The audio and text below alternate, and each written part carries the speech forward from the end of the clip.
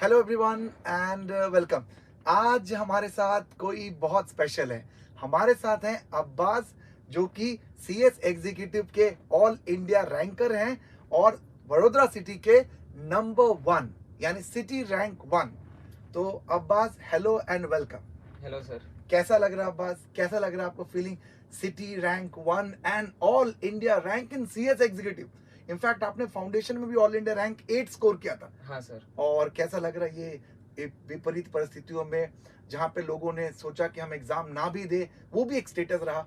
उस परिस्थिति में आपने अपने आप को किस तरीके से मैनेज किया? बातें तो बहुत सारी है, बट पहले कैसा फील कर रहे हो? इनिशियली बहुत शॉक्ड हो गया था, लेकिन बाद में आई अंडरस्टूड लाइक के हार्डवर्क पेस, लाइक मतलब कभी हार्डवर्क वेस्ट नहीं जाता।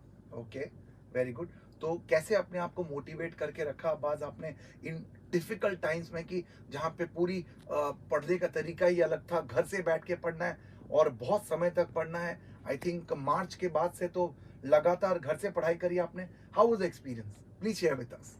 जब तक मोटिवेशन की बात है तो like it is a very different concept, मतलब सबके लिए अलग अलग होता है। ओके, मैंने अपने आप को मोटिवेट इस तरह करके रखा था कि मैंने अपनी एग्जाम का टाइम टेबल जो था उसे प्रिंट करके अपने सामने चिपका दिया था जहाँ पर मैं पढ़ता था। ओके, तो मतलब आई कंटिन्यूसली यूज टू सी के 21st से एग्जाम है। क्या बात है। मतलब ऑटोमेटिक मोटिवेशन आता था। रोज रोज देखते थे उसे? हाँ, रोज देखते थे, जब रोज भी उसके पढ़ने साथ? बैठता था मेरे सामने ही होता था वो। हो वाह, दैट्स सो नाइस। ये बहुत इंपॉर्टेंट चीज है कि रोज अपने टारगेट को देखेंगे तो शायद उस टारगेट के नजदीक आप जरूर पहुंचोगे। तो अब बस कितना स्कोर किया था आपने सीएस एग्जीक्यूटिव में, ये बताइए।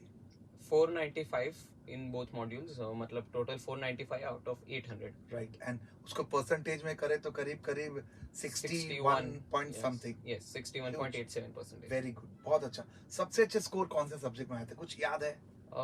मेरा सबसे अच्छा स्कोर था सेटिंग अप में, दैट Okay. वाज 73। ओके, और आई थिंक वो तो रिटन सब्जेक्ट है हमारा। हाँ। करेक्ट है, तो उसमें 73 लाना और बहुत बड़ी बात है।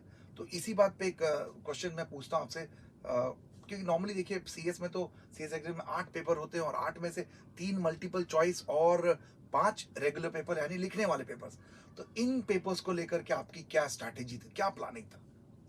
जो एमसीक्यू पेपर्स थे उसके अंदर तो जो सबसे ज्यादा मैटर करता है वो है प्रैक्टिस, लाइक Right. मतलब जब तक खुद सॉल्व नहीं करोगे तब तक उससे कुछ नहीं होगा। Okay, it's not just about theory, मतलब वो सिर्फ थियोरी रीड करने से एमसीक्यूज नहीं हो पाते। उसको प्रैक्टिस भी करना पड़ता है। और जब तक रिटर्न पेपर्स की बात है, थियोरी पेपर्स की, तो उसके अंदर मैक्सिमम राइटिंग प्रैक्टिस होनी चाहिए। क्योंकि याद तो हो जाएगा जब पढ़ने बैठेंगे, लेकिन इनिशियली उसको जब पेपर में हमें उसको उतारना है तो वो तब टाइम मैनेजमेंट भी वो रिटर्न प्रैक्टिस से ही आएगा। Oh that's good, very good. तो वो 73 स्कोर के लिए आपने लिखने की प्रैक्टिस करी थी। हाँ। तो कैसे वो करते थे? आप बात थोड़ा प्रिसाइजली बताइए, वो राइटिंग प्रैक्टिस कैसे होता था? How do you actually do? कैसे करते थे? राइटिंग प्रैक्टिस खुद से भी कर सकते हैं और लाइक जो भी आप कोचिंग ले रहे हो उससे भी हो सकता है। जैसे खुद से मतलब कुछ भी आज मैंने याद किया तो at the end of the day मतलब एक या दो क्वेश्चन तो मैं लिख सकता हूँ, लाइक उससे राइटिंग प्रैक्टिस हो जाएगी। और कोचिंग से इस तरह के टेस्ट लिख रहे हैं या असाइनमेंट्स हो रहे हैं उससे भी हो सकता है। दैट्स गुड, यानी समरी टाइप का बना हाँ। के भी आप करते थे, चैप्टर्स की समरी। हाँ। इसके बारे में भी आपने बताया था कि चैप्टर की समरी आप करते हो। तो ये जितने भी लॉ पेपर्स है उसमें स्ट्रैटेजी बहुत काम की आती है। हाँ। इससे क्या फायदा होता है? What actually the benefit is? हमारी जो एग्जाम होती है वो कंटिन्यूअसली 8 पेपर्स और मे बी एक हॉलीडे मिल जाती है, लेकिन most of the papers are continuous, मतलब Correct. उसमें रीडिंग टाइम मतलब स्पेसिफिकली नहीं बहुत मिलता। कम तो होता है। इसलिए अगर समरी नोट्स होंगे तो एग्जाम नाइट में हमें मुश्किल से कुछ आवर्स मिलते हैं, तो उसके अंदर वो रिवीजन बहुत इजी हो जाएगा। करेक्ट, बहुत अच्छा। तो जब रिजल्ट आया, क्या फीलिंग था, कैसा लग रहा था? इनिशियली शॉक्ड, मतलब like I couldn't believe my eyes. मैंने 3-4 बार तो अपना नाम चेक किया, but then like I was very happy. Okay, मतलब ये शौक इसलिए नहीं था कि एक्सपेक्टेशन नहीं थी, कि ये परिस्थितियों के कारण आपको भी डर लग रहा था? हाँ सर, एग्जैक्टली मतलब एक्सपेक्टेशन तो थी, लेकिन स्टिल मतलब थोड़ा डाउट था, क्योंकि लाइक ये कोर्स ही ऐसा है कि मतलब हाँ कहीं जी, ना कहीं फियर ऑफ फेलियर रहता ही है, लेकिन at the end like I good, was happy. Very happy. Actually बहुत बड़ी बात है, और देखो परफॉर्मेंस को कॉन्टिन्यूसली आगे ले जाना भी बहुत बड़ी बात होती है। एक बहुत प्यारी सी बात है जो हम सब ने एक्सपीरियंस किया ही होगा। कैसा लगा पेरेंट्स को, आपके वेल विशर्स को जब रिजल्ट सुना? How the feeling, how there like response to this? मेरे पेरेंट्स, मेरे मॉम डैड इनिशियली बहुत ज़्यादा इमोशनल हो गए थे, like they cried a lot, क्योंकि दे वर रियली हैप्पी, क्योंकि ये बहुत बड़ी अचीवमेंट थी और like they were really happy, तो इसलिए वो इनिशियली बहुत ज़्यादा इमोशनल हो गए थे। And then they were happy to such a state that उन्होंने लाइक सबको स्पेसिफिकली बताया कि this is what I have achieved, so like they were very proud of me. ये बातें, ये भी बहुत हमारे परिवारों में होता है कि भाई अगर आपका बच्चा अच्छा स्कोर करता है तो ये like they go and speak with everyone, और वो हमारे लिए भी बहुत बड़ी बात है सच में।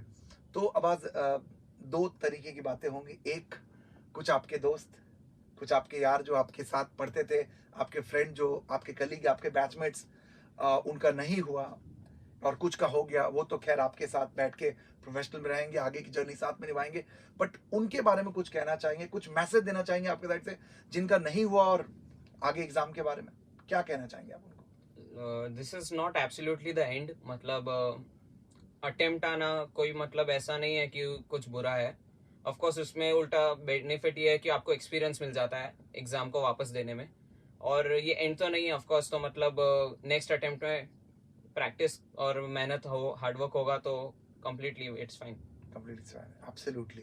It's hardly matter of some months, right? बहुत अच्छी बात है। क्या प्लान है अब्बास? आगे कुछ सोचा है अभी कि अभी रहने देते हैं, फाइनल तक ही सोचते हैं? क्या सोचा है, कुछ तो बता। Final then that training and all, लेकिन अगर स्टडी के रिलेटेड बात करूँ तो इसके बाद मेरा एलएलबी का मैंने सोचा है। वेरी गुड, क्योंकि I am quite interested in law field. कुछ तो कि कितने आवर्स पढ़ते थे आप नॉर्मली स्टार्टिंग में और एंड में, दोनों के बारे में बताओ, क्योंकि ये बहुत कॉमन क्वेश्चन है। अब कोई बोलता है कि बहुत ज्यादा पढ़ना पड़ता है, कोई बोलता है बहुत कम पढ़ना पड़ता है। हमें रियलिटी में तो आपने क्या किया इन रियल सेंस?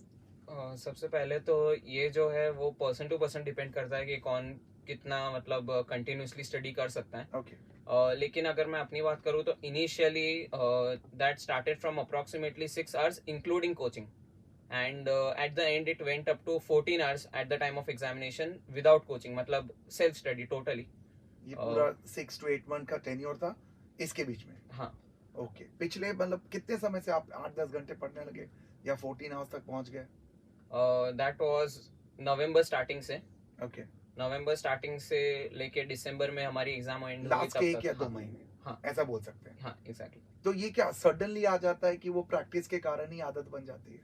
उसमें कैसा है कि जब स्टार्टिंग में इनिशियली जब हम पढ़ते हैं तो तब चैप्टर्स हमारे लिए नए होते हैं, सब्जेक्ट्स हमारे लिए नए होते हैं, तो पर चैप्टर हमें जितना टाइम होता है वो ज्यादा लगता है क्योंकि हम उसे फर्स्ट टाइम पढ़ रहे हैं। लेकिन एट द एंड जब वो रिविजनरी फेज में जाता है तो तब वो बहुत ज्यादा स्पीड अप हो जाता है, क्योंकि हमने ऑलरेडी उसको 3-4 बार या मे बी 2 to 3 टाइम्स हमने ऑलरेडी उसको रिवाइज कर रखा है, तो इसलिए वो टाइम ज्यादा नहीं लगता उसमें। इनिशियली वो बहुत ज्यादा लगता है। राइट, प्रैक्टिस करनी पड़ती है। हाँ थोड़ी। अब ये थोड़ा पर्सनल क्वेश्चन है बट मैं जानना चाहता हूँ क्योंकि सबके मन में होता है, ऐसा अब्बास ने क्या क्या सैक्रिफाइसेस करे कि जिसके कारण मतलब ऐसा लगा, आपको लगता है कोई सैक्रिफाइस आपने करे तो वो किया तो होगा, बताओ एक बार तो खुल के, क्या सैक्रिफाइसेस करे आपने? इनिशियली तो no social media.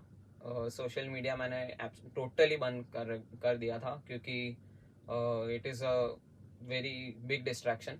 And another thing is like थोड़ा कंट्रोल उस पर भी करना पड़ता है कि जब मेन टाइम आ रहा है तब खुद को डिस्ट्रैक्ट किसी भी तरीके से ना होने दे।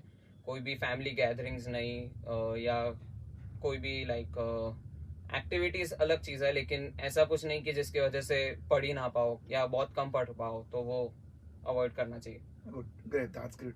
तो क्या क्या चीजें आप करते थे कि जिससे आप अपने आप को 8-9 महीने तक बांध के रख पाए, मोटिवेट कर पाए? खैर मोटिवेशन था, आपको रैंक मिला हुआ था, आपके अंदर था ही कि आपको करना है, फिर भी इन जनरल ऐसी कौन सी बातें थी जिसको करते थे आप जिससे कि आपको फायदा मिलता था पढ़ाई में?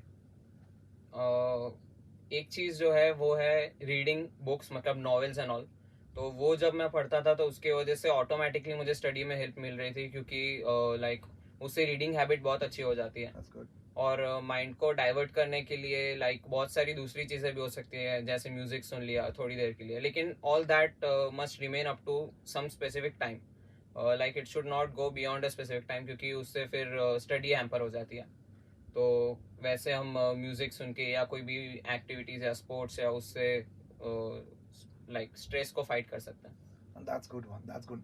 कुछ और अलग तरीके से कुछ आप कोई कोई रिलीजियस एक्टिविटी पढ़ाई उड़ाई के अलावा की कुछ, चलो भगवान से मांग लिया या कुछ गॉड से अलग से प्रेयर डाल दी, ये सब करते थे आप कुछ? Of course, prayer is very important क्योंकि at the end that also helps you. Hard work is one thing and like your luck is another thing. So everything matters. So therefore prayers भी matter करते थे, तो उसके लिए भी time निकालना like necessary था। बहुत बढ़िया, very good Abbas, all the best and congratulations for this success and we expect you again to do it in a better way. Thanks a lot Abbas, God bless you. Thank you beta.